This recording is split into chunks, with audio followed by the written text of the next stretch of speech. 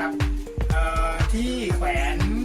กระดาษทิชชู่นะรีเวอร์ที่แขวนกระดาษทิชชู่ไปนะครับนะแล้วก็ที่ตั้งอุปกรณ์เครื่องกระติบนะครับในห้องน้ำนะทำจากเศษไม้พาเลทเนี่ยนะครับไม้ลังเนี่ยนะแล้วก็กาวร้อนครับนะครับเราไปชมวิธีการทำกันเลยครับ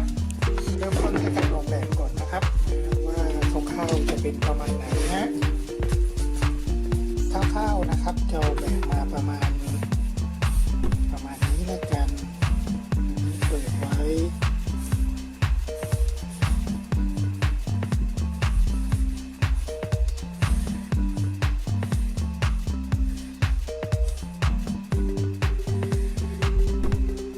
ครับเปิดโล่งเสร็จแล้ว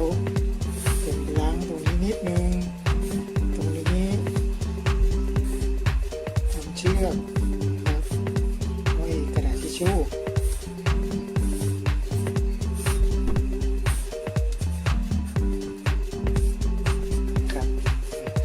ก็ไว้ตั้งอุปกรณ์เล็กๆพวกขวดแชมพูอะไรเงี้ย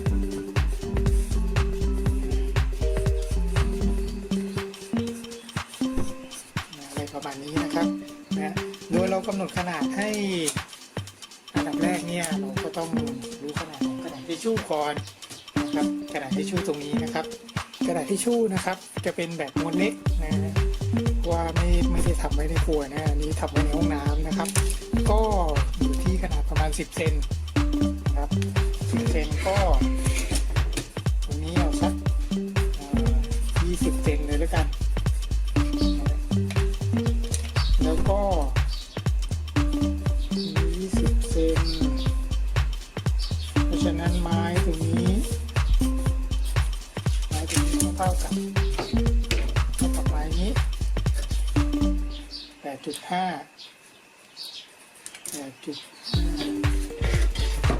ครับก็เท่ากับว่าจะต้องตัด20 เซนเนี่ย2 อัน20 cm คูณ2นะครับแล้วก็ตัด 8.5 คูณ2นะครับก็จะได้เป็น2 ฝั่งเราไปเริ่มกันเลยนะครับก็20 เซนวัดแล้ว20 เซนนะครับให้ได้ประมาณนี้นะครับต้องเอาไปตัดชิ้นต่อชิ้นก่อนนะครับเพราะว่าเขาเรียกว่าของเลื่อยนะเลื่อยเนี่ยมันจะกินนะครับมันจะมีระยะที่มันกินอยู่เพราะฉะนั้นเนี่ยถ้าเราวัด20เลยเนี่ยพอตัดเสร็จแล้วมันจะไม่20เป๊ะนะฮะมันจะ20มันจะขาดไปหน่อยนึงนะครับขาดตรงอะไรขาดตรงร่องฟันเลื่อยนะขาดตรงร่องของฟันเลื่อยนะครับเพราะฉะนั้นผมแนะนำว่าให้ตัดก่อนนะตัดแล้วมาวัดซ้ำอีกครั้งหนึ่ง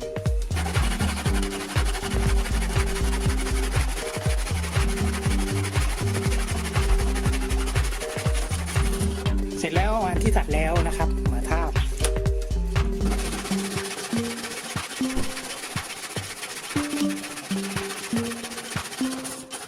นั้นนะครับนี่นะครับ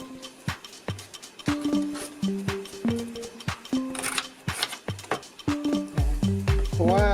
ว่าอะไรเพราะว่าเราจะวางไม้อย่างนี้วางไม้อย่างนี้นะครับ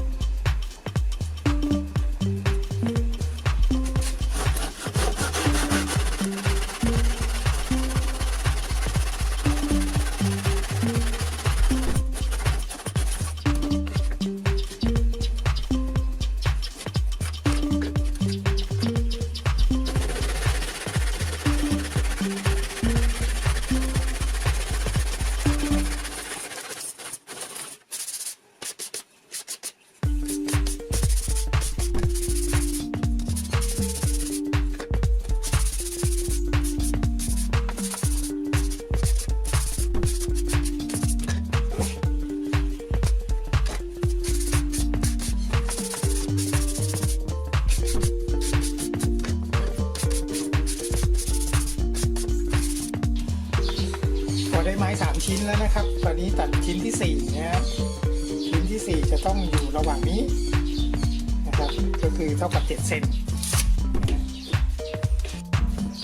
เอาละครับชิ้นนี้จะพิเศษกว่าชิ้นอื่นหน่อยนึงนะครับชิ้นพิเศษก็คือว่ามันจะต้องเข้ากับตรงนี้พอดีนะวางนี้นะครับมันจะต้องเข้ากับอย่างนี้นะซึ่งก็คณีได้ว่ามันประมาณ17 เซนนะครับพอได้อย่างนี้แล้วปั๊บอย่างนี้เลยครับทำขึ้นมาคราวนี้เรามาติดกาวที่ใช้ก็คือกาวร้อนธรรมดานี่นะครับกาวร้อนอย่างนี้เลยนะครับ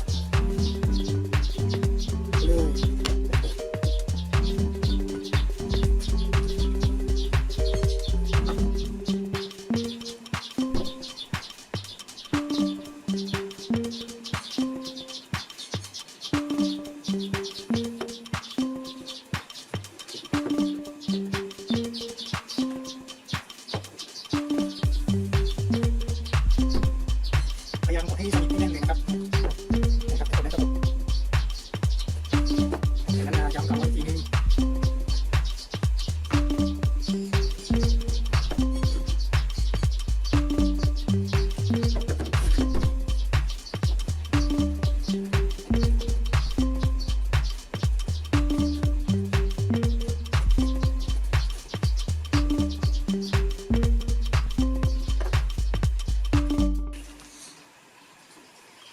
ระหว่างนี้เรามาเตรียมท่อ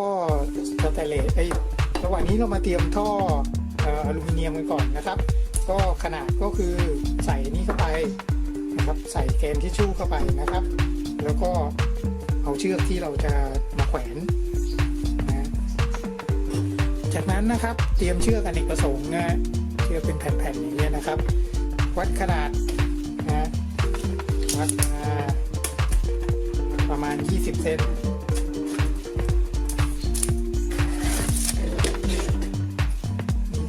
นะครับแล้วตัด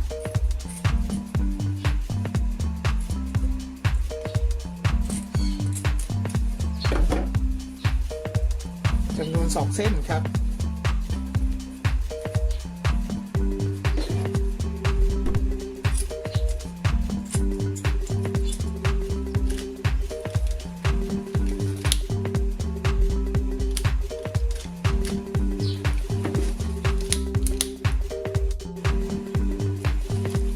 จากนั้นนะครับเตรียมเชือกที่เราเตรียมจากนั้นนะครับเอาเชือกที่เราเตรียมไว้แล้วนะครับพับครึ่ง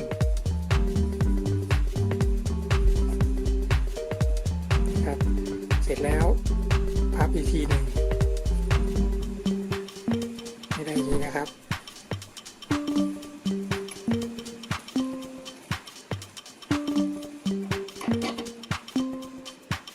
แล้วก็เย็บมันเลยครับ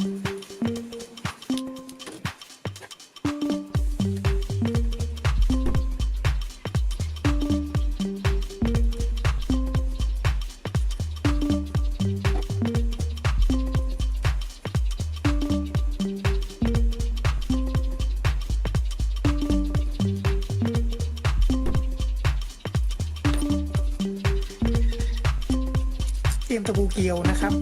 ตะปูเกลียวต้องเป็นหัวร่มอย่างนี้นะครับมาเจาะใส่เชือกตัวนี้นะครับวัดมาฝั่งละ3 เซน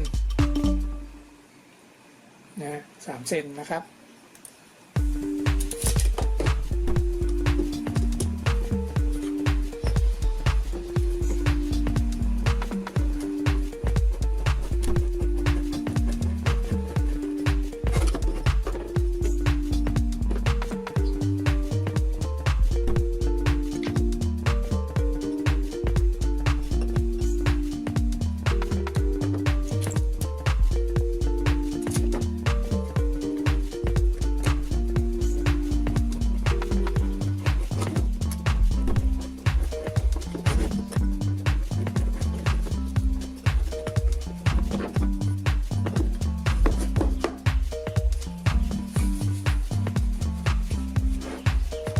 แล้วตัดเชือกตัวนี้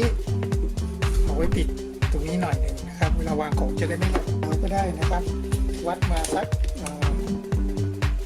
2 เซนแล้วกันมา2 เซนนะ